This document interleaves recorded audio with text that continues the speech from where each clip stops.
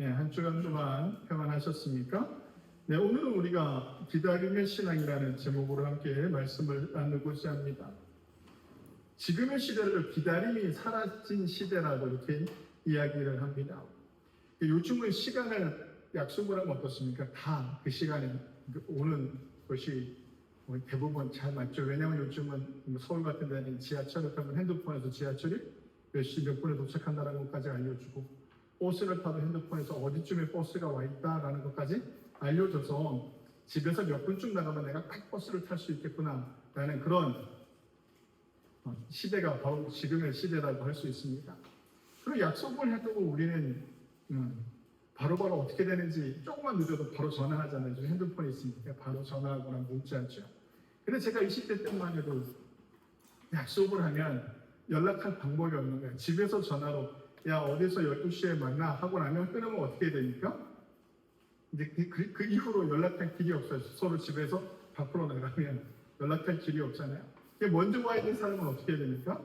무작정 기다려야 되는 거예요. 12시 10분이라도 만나기로 했으니까 기다려야 되고 20분이라도 기다려야 되는 때가 있었습니다. 근데 요즘은 어떻습니까? 그런 기다림이 조금씩 사라지고 있는 시대라고 할 수 있습니다. 우리는 버튼 하나로 음식이 배달되고요. 버튼 하나로 우리가 내가 필요한 것들을 인터넷에서 주문을 합니다. 강원도인 산골인 우리 동네도요. 쿠팡에서 제가 주문을 하면 빠른 건 그 다음날 오는 것도 제가 받아본 적이 있습니다.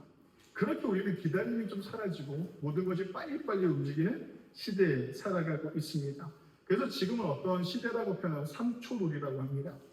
컴퓨터를 켰을 때 컴퓨터가 하나, 둘, 셋 했을 때 딱 켜져야지 사람들이 안심한다고 합니다. 저도 그런 것 같아요. 이 얘기를 듣다 보니까 이 소리를 들으면서 저도 보니까 내 컴퓨터를 켜고 조금 느려지면 제가 어떻게 하면 안절부절되는 거 문제가 있나? 이상이 있나? 뭐 이렇게 걱정을 하게 되죠. 이 3초룰이 생길 만큼 우리가 조급한 시대를 살아가고 있다라고 이렇게 말씀을 드릴 수가 있습니다. 그런데 하나님의 나라는 이런 즉각적인 만족과 문화와 정반대되는 원리로 작동합니다. 성경의 핵심의 사건들은 기다림 속에서 이루어졌습니다. 예수님이 이 땅에 오시기까지 몇 년이 걸렸냐면 말라기를 이후로 구약 성경이 딱 멈추고 난 이후로 예수님이 이 땅에 오시기까지 몇 년이 걸렸냐면 400년이라는 시간이 걸렸습니다. 어떤 사람들은 400년 동안 예수님께서 침묵하셨다고 이렇게 표현을 하시기도 합니다. 그러니까 우리 인간의 생각으로 봤을 때는 하나님께서 침묵하신 것 같지만 하나님께서 뭐 하셨다? 계획하셨다는 거예요. 아브라함은 25년을 기다린 후에야 약속을 받은 자기 아들을 얻게 됩니다. 언제? 100살이 다 되어서요. 그리고 요셉은요, 감옥에서 살아가는데요. 감옥에서 살면서 하나님께서 나를 빨리 꺼내주시겠지라는 생각보다는 거기서 열심히 살고 있던 요셉은요, 몇 년을 더 살게 되냐면 13년이라는 세월을 감옥에서 삽니다. 그 다윗은요, 기름을 부음을 받고 왕이 되기까지 긴 시간이 흐릅니다. 어린 나이에 사무엘이 와서 다윗에게 네가 다 차기 왕이 될 사람이다라고 그 어린 다윗에게 기름을 붓고 난 이후에 우리가 생각하기엔 어떻습니까? 바로 왕이 될 거라는 들뜬 마음이 생길 텐데 그렇지 않습니다. 다윗은 왕이 되기까지 그 많은 세월 속에 어떤 것들 그가 환호를 받고 막 사람들이 좋아하는 그 순간은 짧고요. 나머지 세월은 어떤 세월이었습니까?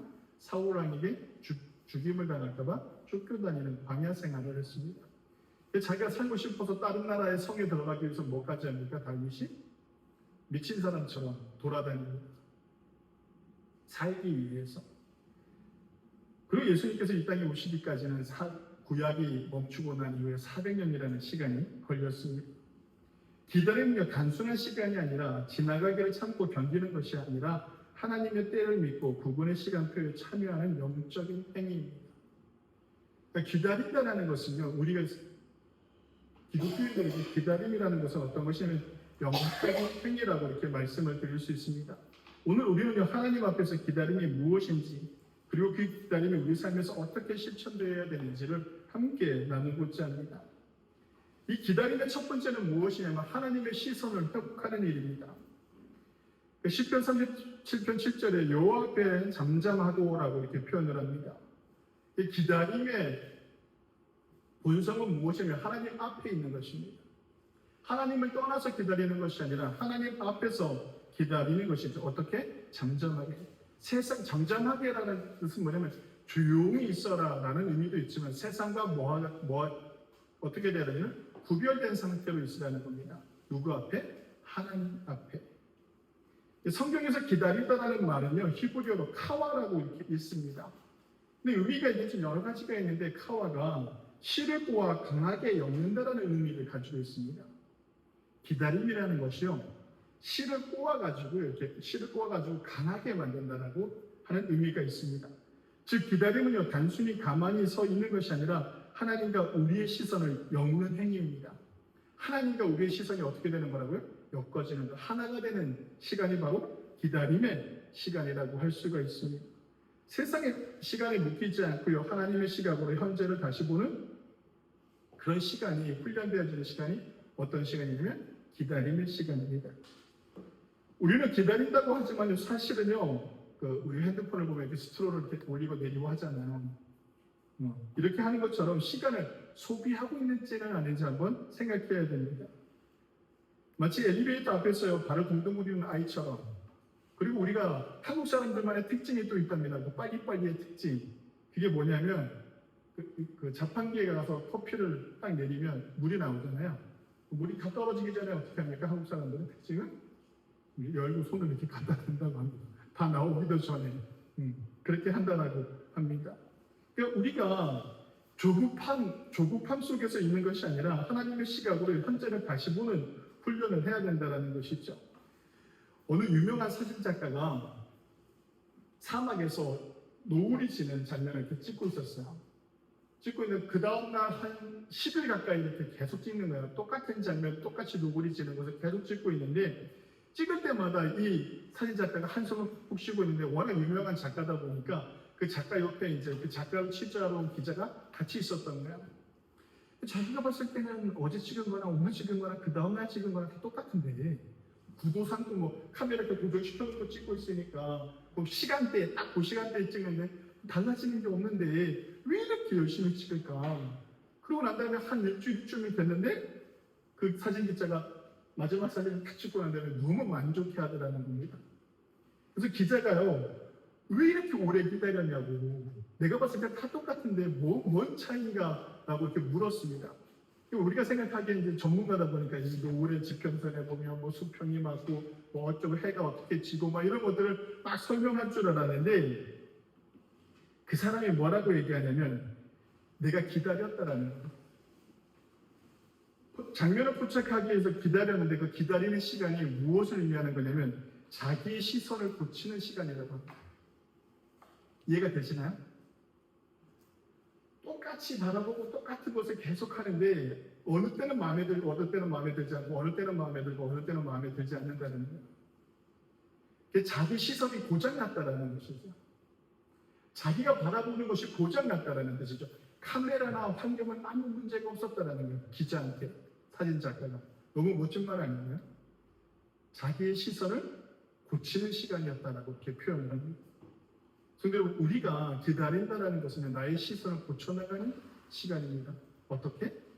내가 생각하는 기준이 아니라 하나님이 생각하는 기준으로 바라보는 것이죠. 시편 37편은요, 전체적으로 오늘 집에 가서 꼭 읽어보시기 바랍니다. 시편 37편은 악인이 형통해 보이는 현실을 바라보며 마음이 흔들리는 상황 속에서 주어지는 말씀입니다.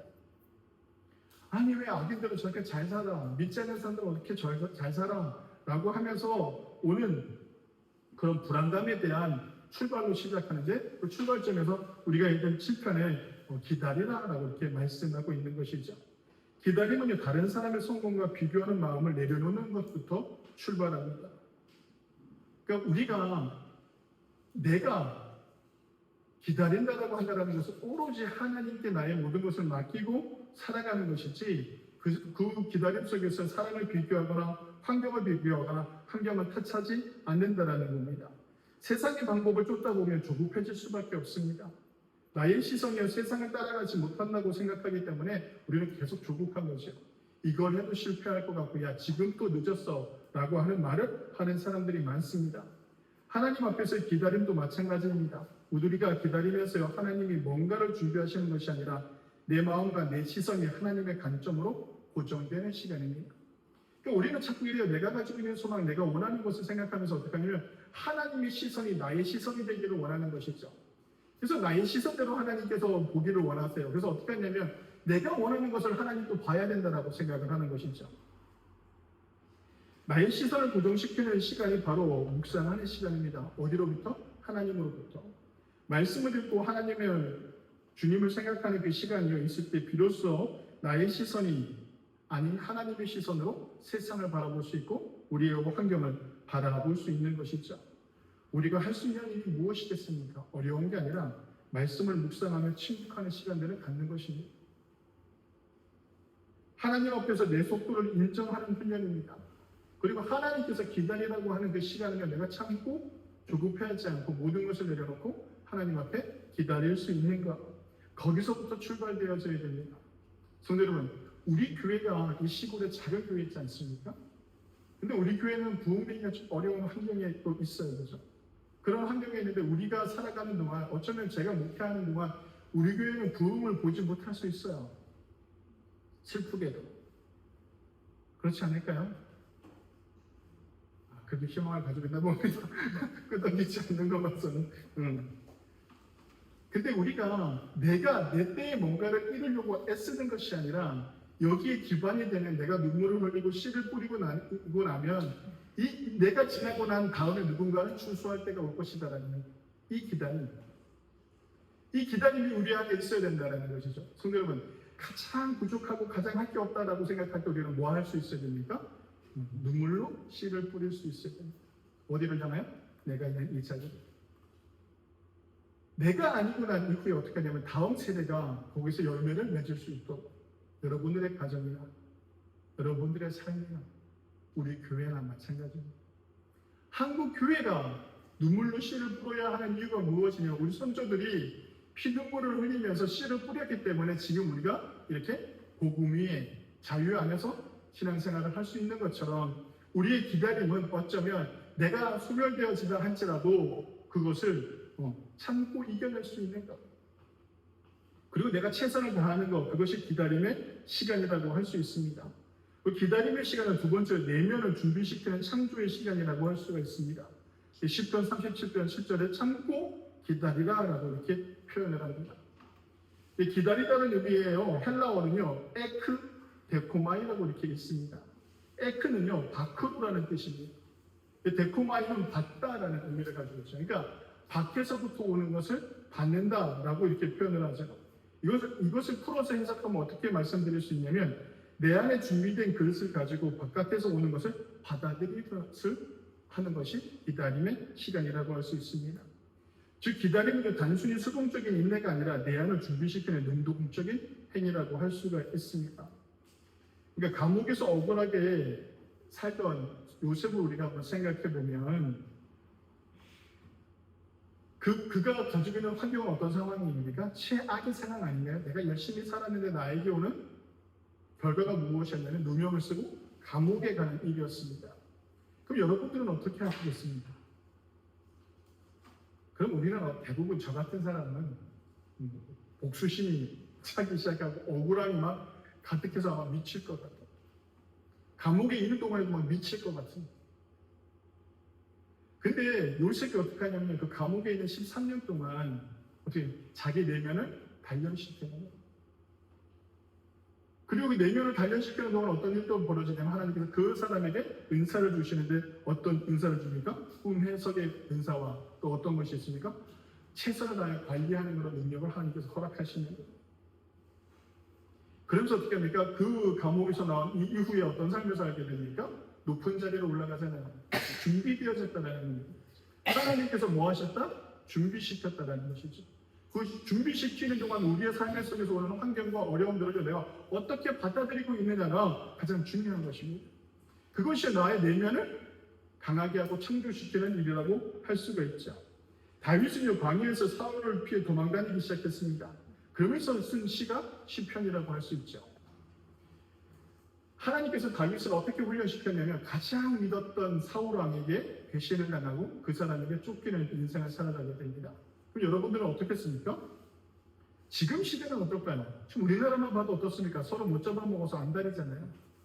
그렇지 않아요? 저는 한국 정치가 너무 슬픈 게 뭐냐면 협치가 없다는 거예요. 정치의 모습은요, 남을 죽이는 것이 아니라 협치하는 거예요. 한국 사회가 뭘 잃어버렸냐면요, 협치를 잃어버려요. 존중의 것을 잃어버려서 너무 안타깝죠. 지금도 이런 시대인데 만약에 다윗 시대 때에 내가 왕이 될 수 있고 사람들이 나를 막 쫓아다니고 사람들이 막 나를 추대하고 내가 사울 왕이 나를 죽이려고 해요. 그러면 대부분 어떻게 하겠습니까? 내가 다윗이라면, 정말 인간적인 나는 다윗이라면 내 사람들을 불러 모아가지고 구태타를 일으켰을 거야. 일으켜서 어떻게 해요? 사울 왕을 내쫓고 멋지게 왕위에 오를 수 있을 그런 능력이 있었던 다윗이었어요. 근데 다윗이 어떻게 합니까? 그렇게 하지 않아요. 오죽하면 어떻게 하냐면 사울이 자기를 쫓아오고 있을 때 굴에서 자고 있었어요. 사울 왕이 군사들이랑. 근데 다윗이 어떻게 하냐면 몰래 들어가요. 몰래 들어가서 어떻게 하냐면 사울이 자고 있는데 사울의 옷장을 칼로 찌는데도 사울이 몰라요. 그럼 어떻게 해요? 나쁜 마음 먹으면 그 칼을 목에다 꽂으면 그냥 사울 왕이 죽고 자기가 왕이 될 수 있는데 어떻게 하면 그 척만 쫙 잘라요. 길게 잘라요. 잘라서 나와요. 나와서 불 밖에서 사울 왕이 눈 뜨고 자기 옷이 찢어진 거라고 놀래죠. 누가 그랬느냐 라고 했는데 불 밖에서 누가 소리 질러요? 다윗이 소리 질러요. 내가 당신을 죽일 수 있었지만 하나님께서는 그걸 원치 않아서 내가 당신을 죽이지 않았습니다. 이제 더 이상 나를 쫓아오지 마시옵소서 라고 이렇게 외쳐요. 간곡히 부탁하는 거예요. 제발 이제 좀 그만합시다. 내가 당신을 죽일 수도 있는데 살렸으니까 이제 좀 제발 그만합시다 라고 했는데 사울 왕이 그래 알았다 고맙다 하고 돌아갔을까요? 이러면서 더 화가 나서 어떻게 해요? 다윗을 더 쫓아가게 되죠. 그러다 보니까 다윗이 뭐까지 합니까? 살기 위해서 다른 나라 성에 들어가기 위해서 그 앞에서 미친놈 마냥 막 침을 흘리고 옷을 벗고 막 왔다 갔다 하는 거죠. 군사들이 보니까 저 사람이 다윗이 아니더냐. 근데 다윗이 사울에게 쫓기고 있다는 소리를 들었는데 야 저렇게 사람이 망가졌구나. 라고 하면서 불쌍해서 어떻게 합니까? 다윗을 그 성으로 들이죠. 처절한 삶이 아니에요? 굳이 그렇게 살지 않아도 되는데 너무 처절한 삶을 살지 않아요? 하나님께서 그 다윗에게 무엇을 허락하신 거냐면 그 환경을 허락하셨다는 거예요. 그 환경 속에서 우리가 뭐가 있어야 되냐면 영적으로 내 마음이 단단해져야 된다. 기다림은요 하나님이 일하시지 않는 공백의 시간이 아니라 하나님께서 우리를 조용히 빚어가는 창조의 시간이라고 할 수 있습니다. 여러분 내가 변화될 수 없을 것 같나요? 아니요. 변화될 수 있어요. 현대인은요 기다림을 낭비로 여기는 문화가 가득합니다. 우리는 커피를 사러 갔을 때도 커피가 늦게 나오면 조급하잖아요. 그렇지 않나요? 뭐든지 빨리빨리 이루어져야 되는 그런 상황 속에 있죠. 기다린다라는 것은 손해라고 생각을 합니다. 아유, 지금 하나라도 더 팔아야 되는데, 하나라도 뭘 더 해야 된다는데, 이런 조급함 속에서 살아갑니다. 그런 성경적 기다림의 내면을 채우는 시간입니다. 그게 바로 영적인 여유라고도 할 수가 있습니다. 이 영적인 여유를 위해서는 내 내면을 강하게 하는 시간들이라고 할 수 있습니다. 그러면 뭐가 필요하냐면, 그럼 목사님 내가 내면적으로 강하기 위해서 뭐가 필요합니까? 라고 한다면 읽는 겁니다. 생뚱맞게 읽는 거죠. 두 번째는 먼저 하십니다. 내 내면을 강하게 쓰는 일. 말씀을 읽는 건 당연하고요. 많은 책들을 읽어야 됩니다. 성도님들, 우리 기독교인들이 책을 되게 많이 읽고 갔잖아요. 그렇지가 않대요. 통계를 보니까. 성경도 잘 읽지도 않고 다른 책들, 소설책이든 무슨 책이든 이런 책들을 읽는 게 너무 적다고 이렇게 표현합니다. 그래서 요즘 서울이나 좀 큰 교회들에서는 어떤 운동을 하게 되고 있냐면 속구를 모이면서 책 읽기를 합니다. 그래서 거기서 자기네들 읽은 책에 작가도 초청을 해서 토론도 하고 묵고도 한다는 것이죠. 많이 읽어야 되는 시대입니다. 근데 우리가 스마트폰 시대를 살다 보니까 책을 많이 읽지 않게 되죠. 왜? 순간순간 넘어가야 될 것들이 재밌는 게 너무 많다는 상황. 유튜브도 마찬가지고. 모든 게 내가 원하는 것만 짧게 볼 수 있는 시대가 되었습니다. 그 말씀을 읽는 것부터 시작하고 또 두 번째는 뭐냐면 쓰는 일이 우리 안에 있어야 됩니다. 내 내면을 강하게 하는 것, 내가 영적으로 강해지는 것은 말씀을 쓰는 겁니다. 말씀을 쓰라니까 필사를 한다는 의미가 아니라 필사를 하는 것도 너무 좋은 일이고요. 말씀을 쓰라는 것은 말씀을 읽고 난 후에 내가 거기 말씀을 읽고 난 다음에 나의 감정과 나의 상태를 한 줄이라도 적을 수 있는 훈련이 필요해요. 그 노트가 여러분들의 삶에 꼭 있기를 원합니다. 그리고 내가 기도하고 난 이후에 나에게 들어오는 감정들을요 적어낼 수 있기를 원합니다. 혹시 나는 그렇게 하고 있습니다라고 하시는 분 두 눈을 뻑뻑뻑한 세 번만 깜빡여 보십시오. 하품하지 말고. 자, 그러니까 우리 성도님들 내 내면이 강해지기 위해서 해야 될 일들을 한번 실천해 보시기 바랍니다. 이게 시간이 투자돼야 되는 거예요. 내가 작은 것에 막 흔들리나요? 내 감정이 작은 것에 막 요동치나요? 그럴 때마다 우리가 어떻게 되면 읽고 쓰는 것들을 자꾸 해요. 그 순간의 나의 감정, 그리고 난 이후에요 내가 쓴 것을 다시 돌아보면 어떻게 됩니까? 나를 반성하게 되잖아요. 제가 이 설교 영상을 찍고 유튜브에도 올리긴 하지만 제가 가끔 제 거를 봐요. 그러면 제가 어떤 줄 아십니까? 그러니까 손이 오므라들 때가 있어요. 그래서 설교 시간에 저런 얘기를 왜 해?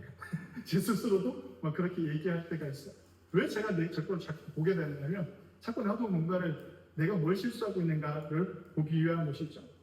그러니까 우리가 이렇게 기다리는 시간은 나의 내면을 강하게 하는 일들을 감당할 수 있어야 됩니다. 대나무가요 자라는데 단 6주 만이면 15m 이상 자란답니다. 그게 순식간에 자란다. 대나무가. 저는 자라는 걸 단 한 번도 본 적이 없고 대나무를 제대로 본 적이 없는데 찾아보니까 그렇게 나오더라고요. 근데 대나무 씨를 땅에다가 심고 나면 몇 년을 기다려야 되는 줄 아십니까?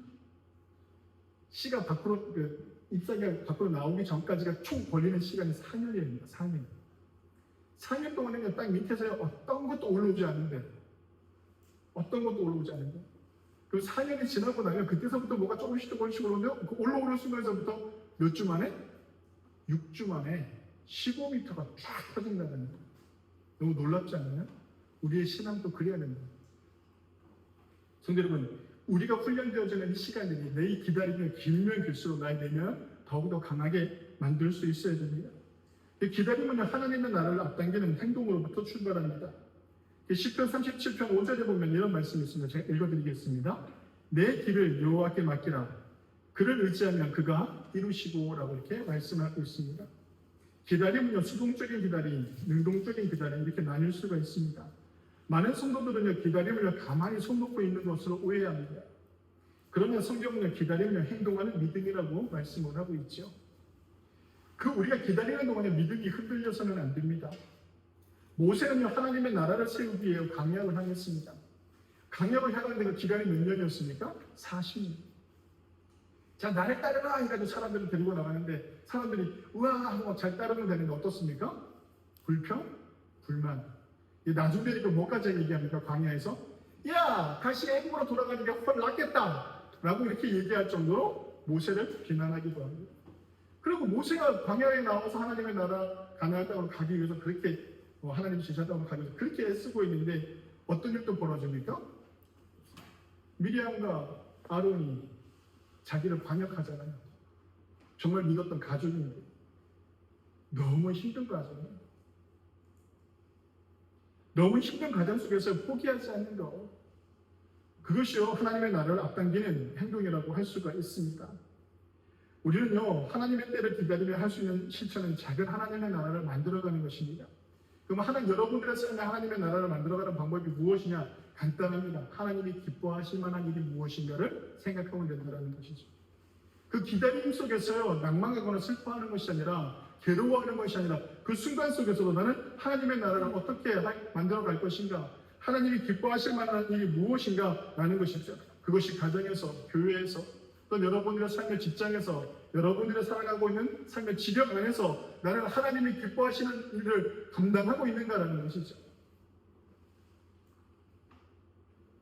내 삶에 최선을 다하는 모습이 하나님 앞에서 최선을 다하는 모습이 있어야 됩니다. 하나님께서 원하시는 것, 복음을 위해, 하나님의 나라를 위해, 주님의 몸된 교회를 위해, 그리고 나에게 주어진 삶의 지경에서 하나님이 기뻐하실 만한 것으로 최선을 다하는 삶, 그것이 바로 창조적인 기다림입니다. 그 기다림을 통해서 하나님께서 여러분들의 삶에 소망을 이루시고 하나님의 뜻을 이루는 줄 믿습니다. 성도 여러분, 거저 되지 않았습니다. 우리의 노력이 있어야 되는 것이죠. 성도 여러분, 지금 여러분들의 삶 속에 어떤 것도 변화가 없다면 조급해하지 마시기 바랍니다.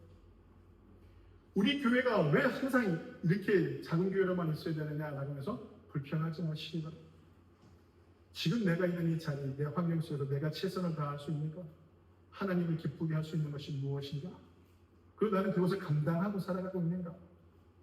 한번 돌아보는 그런 귀한 한 주간이 되셔서 여러분들의 삶이 내가 원하고 힘들고 고단한 이 삶이 하루속히 해결되어지기를 원한다면 그 기다림의 시간을 잘 이겨내시는 우리 증산제일교회 성도님들이 되셔서 기다림은 멈춤이 아니라 하나님의 시간 속으로 들어가는 행위이고 기다림은요 시선을 어디로? 하나님께로 고정시키는 것이고 나의 시선이 아니라 하나님의 시선으로 세상을 바라보고 기다림은 내면을 준비시키는 그 준비의 시간이라는 것을 꼭 기억하시고 기다림은 하나님의 나라를 앞당기기 위해서 내 삶의 지경에서 내가 하나님을 기쁘시게 할 만한 것들을 감당하고 살아가는 그 시간이라는 것을 꼭 기다리시기 바랍니다.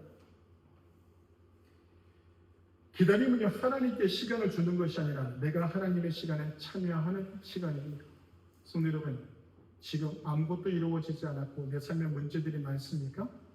그것이 지금 하나님의 시간이라는 것을 인정하시고 그 하나님의 시간 속에 나를 온전히 넣을 수 있는 증산제일교회 성도님들이 되시길 주님의 이름으로 간절히 축원합니다. 기도하시겠습니다.